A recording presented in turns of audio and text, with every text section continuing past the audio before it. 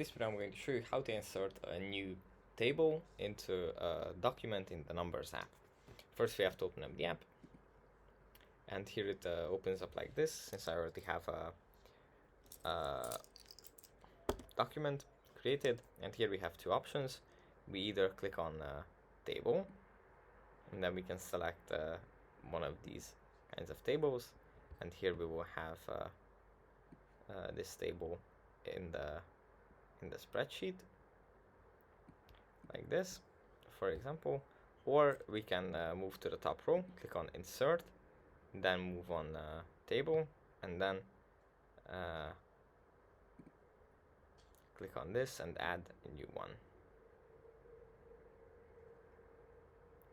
just like this. Here we can organize them very nicely. And yeah, that's basically it for this video. I hope it was helpful for you guys, and I'll see you in the next one. Bye.